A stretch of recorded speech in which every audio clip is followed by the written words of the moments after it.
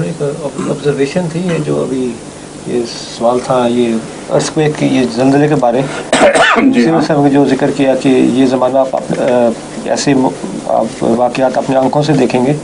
اس زمانے میں ٹیلی ویژن وغیرہ نہیں تھا, تو آج کل ہم اپنی آنکھوں سے دیکھ لیتے ہیں سر ساری دنیا میں. ٹھیک ہے, اس کے تو اور بھی مشیر صاحب السلام کی طرف سے کافی مضامین یعنی تحریروں میں پہلے تو وہ لوگوں کی نظر میں محض ایک فصیح و بلیغ کلام تھا بس, لیکن اب جب باتیں پوری ہو رہی ہیں تو اس صفائی سے پوری ہو رہی ہیں کہ وہ معلوم ہوتا ہے کہ اللہ تعالیٰ نے یا وہ نظارے دکھائے ہیں یا کلام جاری فرمایا ہے منہ پر اور قلم پر.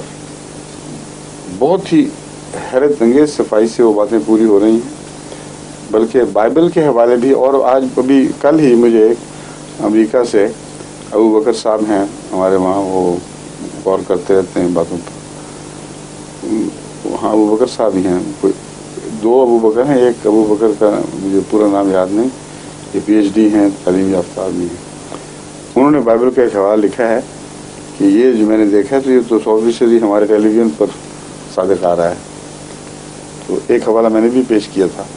مسیح علیہ السلام کی تحریریں بھی مختلف لوگ بھیجتے رہتے ہیں. چند دن میں مجھے کسی نے بھیجی تھی ایک اور تحریر, اس سے بھی یہی لگتا تھا کہ وہ موجودہ ٹیلی ویژن کے دور پر اس کا اطلاق ہے,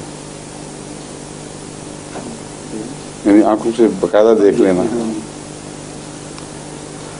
وہ جو بائبل کا انہوں نے حوالہ دیا ہے اس میں وہ یہ ہے کہ وہ مسیح کہتا ہے کہ جب میں آؤں گا تو میں وہاں موجود ہوں گا جہاں, مطلب ہے کہ وہ نہیں ہوگا ویسے, لیکن تمہارے ساتھ میں وہاں موجود دکھائی دوں گا.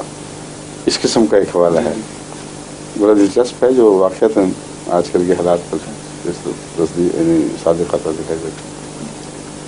آپ کے تو سوال ختم ہو گئے تھے, کہاں سے آگے نہیں باتوں میں سے بات نکلا, باتوں میں سے بات